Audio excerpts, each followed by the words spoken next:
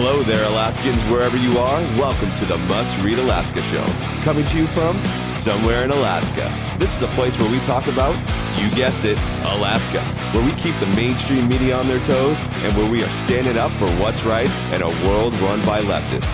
You can find out more by heading over to mustreadalaska.com and also checking out the Must Read Alaska YouTube channel for some really great content. But first, let's get this party started.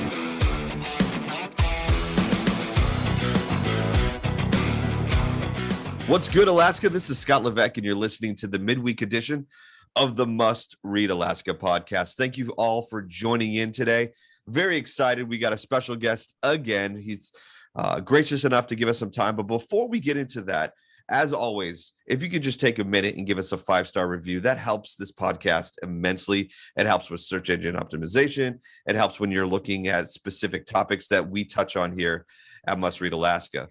Additionally, if you want to take it a step further, we'd love to hear from you in a written review. That takes just another additional minute, and we love hearing from our listeners. You guys have been gracious. It's been great to hear your feedback. It's all been positive, and we just ask you keep that coming because it's been great. So if you could just take a minute or two, give us a 5-star review, and if you want to, give us a written review. That would be phenomenal. Well, ladies and gentlemen, as you know, we have been in the thrusts of a runoff race here between Forrest Dunbar and Dave Bronson, and I am pleased to announce that I have Mr. Bronson on with us today. Dave, thank you so much for joining with us. Scott, thanks very much. I appreciate it, especially to Must Read. I appreciate this. Absolutely. Again, I know you have a lot going on. It's very busy at your campaign right now, but let's just get right into it. You know, one of the things that we're looking at now as we're heading towards the end of this runoff campaign is kind of our overall thoughts about the entire process for you. I mean, before we get into sort of the nexus, the flashpoint moment of what made you run, can you just kind of give us a synopsis of how you felt over the last almost year now in terms of the campaign process, in terms of going out and meeting people, in terms of just the entire process itself? What are your general thoughts about that? How has it been for you and your family, and you know, just kind of give us a little bit of a rundown of that. Well, there's been really no surprises. I'm old enough to kind of understand, I think, and been observant of different campaigns. There's no surprises. It's very busy. It's like a whole another world of things you have to learn. We have the best thing I did was pick a great team, and they've got us through this part of the process, and now we're working on. A lot of the same team is on board working us through the closure process of the election, this vote counting business, and then and into transition. And right now, my time is focused on transition because that's what I have to do going forward. Absolutely. And talk about this. Sort of, at what point did you realize that you were a candidate that was having momentum and that you were looking at one of the top 2 candidates that would eventually lead to this runoff? When did that kind of crystallize for the campaign and specifically for you? Well, those are 2 different questions, actually. Thinking we were in the top 2 necessarily, that wasn't immediate, but the fact that we had energy, because energy isn't the only thing that wins campaigns. We knew we had energy almost on day one because the amount of volunteers, and those are the folks that actually won this campaign, was the volunteers and the people that manage them. And we knew we had on day one a great following. And it was later on that we thought, you know, I'm guessing towards, you know, December, we were pretty confident we were going to be in the top 2. And it turned out to be that way, obviously. And we're real happy with the results. And we're just absolutely, Deb and I are unbelievably thankful towards our volunteers, and many of them are still here in the building, in the office, working this curing process. So we're going to be curing right up until the process ends. Yeah, it's been pretty amazing to see the amount of energy that you've been able to maintain through the entire campaign process, from beginning really till even now. You know, I was able to talk to some of your volunteers, and and they're going at it. There is no rest for the weary here. And so that No, was there's no really abatement impressive. in the energy. No. The formal campaigning transitioned right into the counting, monitoring, observing process, and then certainly the curing and canvassing process. The energy is just continued, and that's, thanks in large part to the leadership of our volunteer teams, mainly Bryce Wilbanks and Stephanie Williams have been leading, as they have for the last year or so, that effort, especially Stephanie on that. Yeah, for sure. And I mean, people don't realize how many volunteers you need to be successful. And I mean, have you been just blown away with the amount of participation from people maybe you didn't even know that just believe in your message, Dave? Yeah, it's I mean, they were there's no difference between a volunteer and me, the candidate, in a lot of ways. I'm a candidate because I didn't like the way the city was running at all.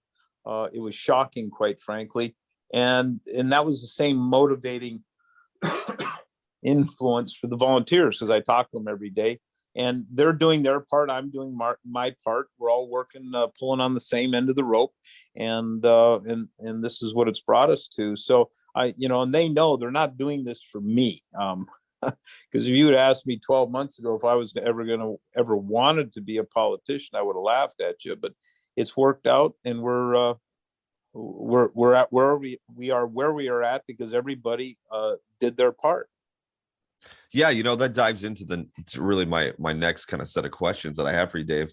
12 months ago, you said you would have never thought this is where you'd be here in No. May 19th of 2021 as right now leading in this runoff.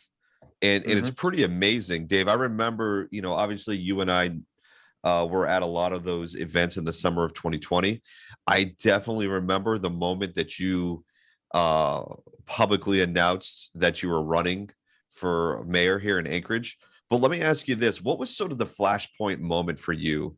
And I don't know if there was one specific moment, but what was the point for you that you just said, "Yep, I'm doing this"? Was it in the midst of that summer of 2020 last year that was just there were people down there, there were AO 66 and everything that was going on? What for you was the crystallizing flashpoint moment where you're like, I'm running, this is it? Well, there was no flashpoint at all. It was a process over a few or several weeks, and it just culminated into and that's the way I kind of make decisions, is we staff a decision well, and that's what we did with some key advisors and friends. We sat down over a series of, I think, 3 meetings over a few weeks, and just and I says, okay, I'll be the candidate as long as I don't have to run the campaign. And that gap was filled.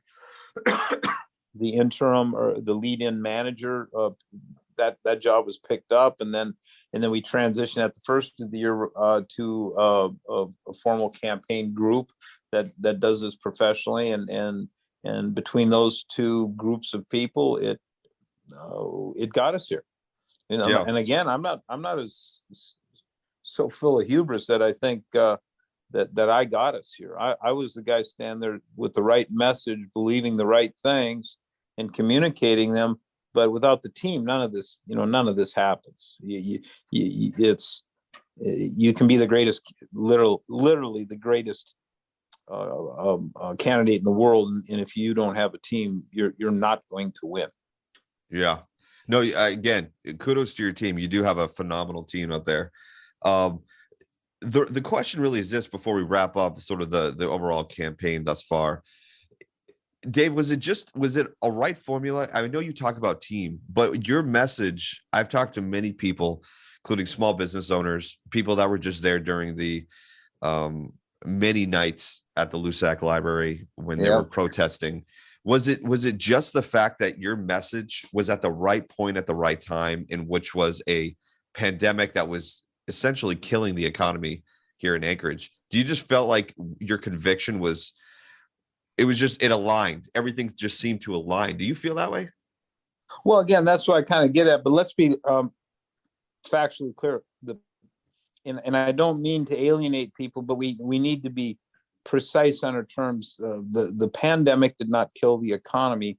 Our response to the pandemic killed the economy. And so, one, we need to be precise. And I'm not trying to imply anything there. Now, was our response good or bad? It's quite clear, and I've said this for months. It was the wrong way. I think we're now learning that. I think that becomes self-evident. It was never the mass death event we were threatened with 12 or 13 months ago. And it became quite apparent to me and those medical professionals I was reading on this that it wasn't going to be a mass death event. So then we started asking the questions.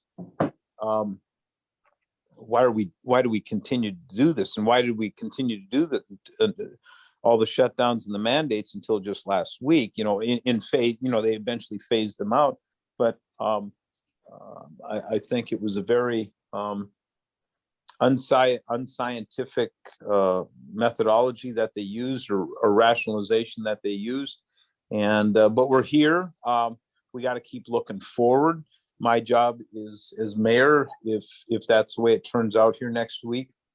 My job is to move the city forward for everyone, and kind of put this behind us and just deal with the aftermath, which is stimulating business, getting out of the way of businesses, so the entrepreneurs can get us back to a healthy financial condition for the city. And because, again, my ethos is the business of our city is not government. That may shock some people, but the business of our city is business.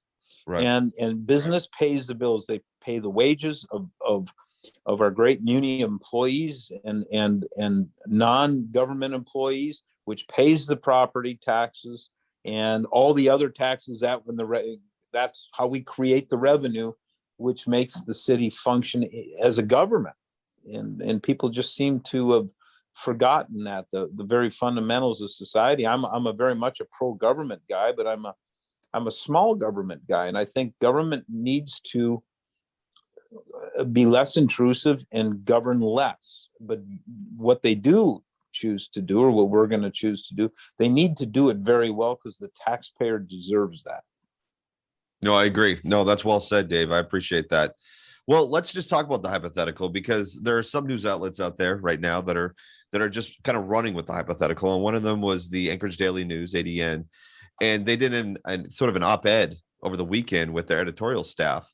And a lot of it had to do, and again, on Must Read Alaska, we wrote about it. To get along, you got to go along, if you will, with sort of the gist of it, which is, listen, what are you going to do to work with the left-leaning assembly and the 50% of the population that didn't vote for you?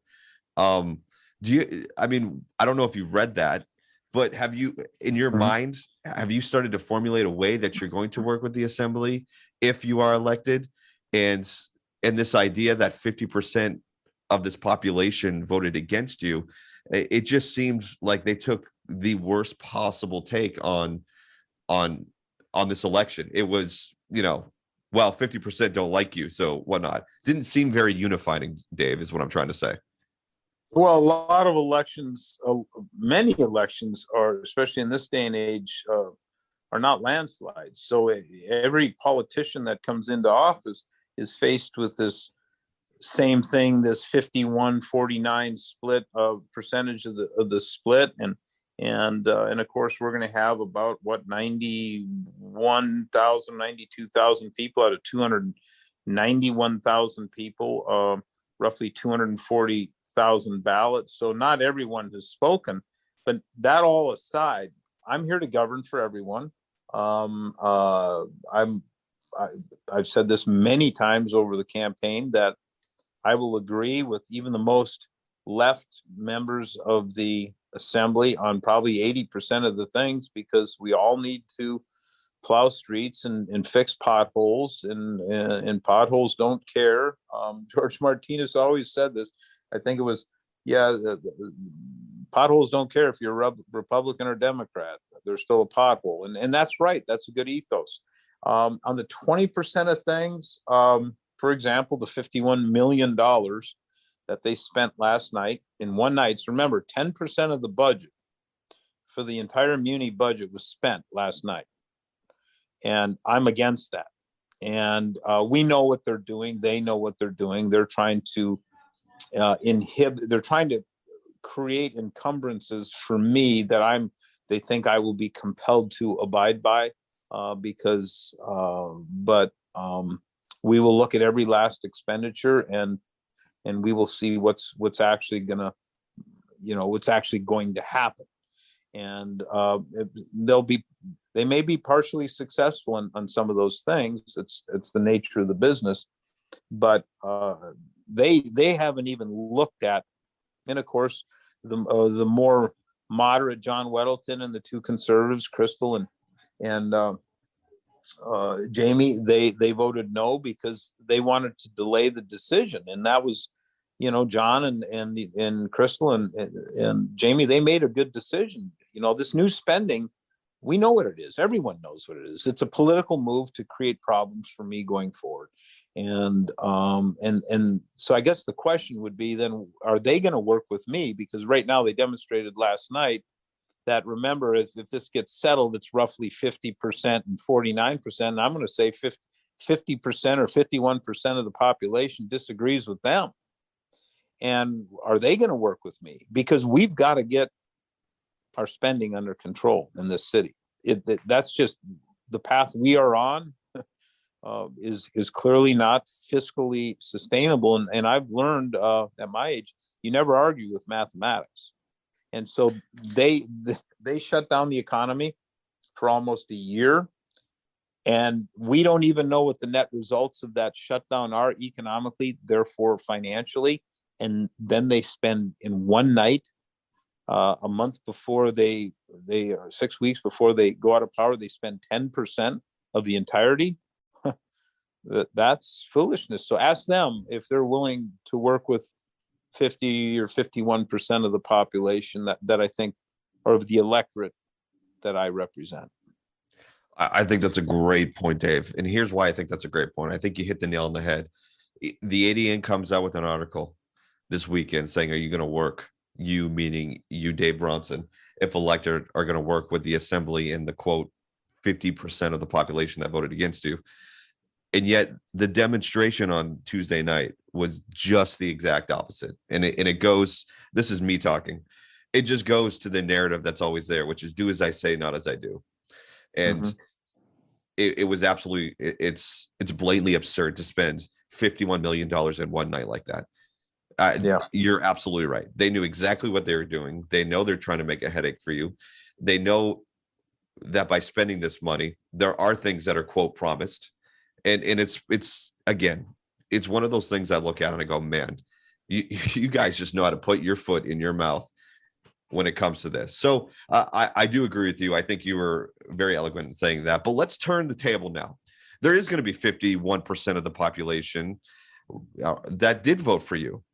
And I think a lot of times in politics, Dave, we just assume when the guy or the gal we want gets in, everything's better.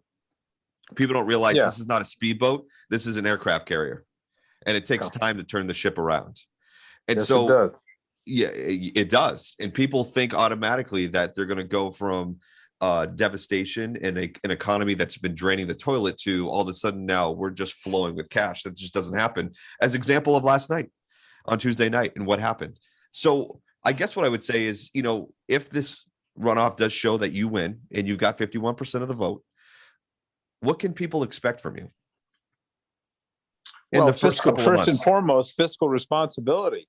Once we get access to the books, and we do not have access to that, we'll get a sense of the financial condition of the city and where the money is and where it's being spent and where it's been spent. We'll look at all those things, and then we'll make, hopefully it's not that bad. But then once we have the data, we will make decisions to make us financially sound again. And that's just what we have to do. We're gonna run this place in a financially sound manner. It has to be done.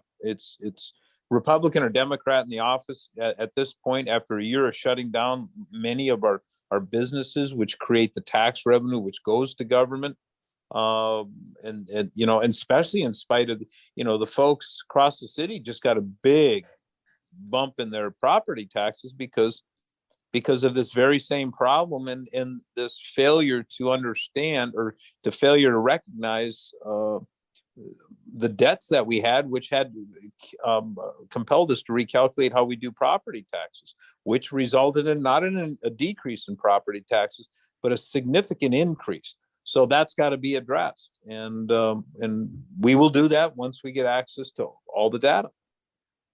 No, that does make sense. I mean, at this point, where you are, you're still in the midst of the runoff. So obviously they're not sharing anything with anybody in this process. But, I think, like I said, I want our listeners to be aware that if Dave is elected, it doesn't just happen overnight. I mean, it takes time, it takes policy, it takes a lot to get in there. And Dave, what I've been telling our listeners is this: listen, in 2022, there are 4 assembly seats that are going to be up for election. And those are important seats. I mean, in 1 year, you can change the entire complexion of the city. And I think it's really, really important that everybody gets out there and continues. I think one of the things that's been great, Dave, about you and your campaign and your team is that it's shown, I believe, the municipality, that if you have the energy and you have the resilience to continue through to the end, that there can be great change that happens, that the voice of the people can be heard, and that it's the way we change our city. And I've never said to anybody how they should vote. All I've said is that they should vote, and that their vote does matter, and to move forward is an important aspect of how they change the city for where they want to see it go. So right. I'm not going to take up most of your time, but I do appreciate you coming on. I know you're a busy man. I know you got a lot going on, but again, we just thank you for running, Dave. I think it was. Oh, I appreciate. Yeah, I'm doing my civic duty, and those folks, the 91,000 roughly people who voted, they did their civic duty, and we'll bring it all together. We'll work together to solve the problems, and just, we got to get up every day and keep looking forward and getting the city to first and foremost on a firm financial footing, and then in the process of that, we've got to start getting the building going, and we need to build things in the city, homes and businesses and commercial properties. We certainly need to focus on the development downtown and the repair and rebuilding of the port, because I'll tell you, we're one earthquake away from a disaster, and that disaster will touch everyone. And that is, if that port is unable to process the Matson and the tote and the concrete and the petroleum products that we have, everything has to come through Seward, and you will see that overnight in the prices you pay at Cars and Fred Meyer's and Costco, and that will be a disaster. So we've got to get the big things fixed, and that's the economy, and which really means the port. No, I totally agree with you. And again, that's probably another long form podcast to talk about the port. But Dave, again, thank you so much. Again, it's been phenomenal to see your team working together, the momentum. I think it's really changed the political landscape here in the municipality, and specifically the engagement of the people. And so it's been great. I think it's at the perfect time. I think your team has done a phenomenal job. And again, I appreciate you just taking the time to talk here with us at Must Read Alaska. Happy to. Absolutely. Well, I'm going to let you go, and that's it for today's podcast. Thank you so much again, Dave, for joining with us today. I want to let you know, if you want to get more content from Must Read Alaska, it's very simple. All you have to do is go to mustreadalaska.com, or you can find us on a variety of social media: YouTube, Facebook, Twitter, MeWe, Rumble, Parler. They're all on there, and it's under the username Must Read Alaska, all one word. Again, I just want to thank Dave and his team. They've done a phenomenal job, and I do appreciate their time. And I want to thank you guys, the readers, listeners, and supporters. If you love this content, we would love to continue bringing you this and so much more. The best way you can do that is by supporting us. And the easiest way to support us is to go to mustreadalaska.com, go up to the top right-hand side and click the donate button. It helps us continue to provide a full picture of the news. And I think that's more important than ever, as you're seeing nationally and even locally, the fact that you're only getting one perspective of the news, and we're here to bring you the full perspective. And I appreciate working with Suzanne Downing and John Quick. Incredible team here. We're pumping out tons of content, and just get ready because there's more to come. So I just want to thank everybody again. Until next week, take care.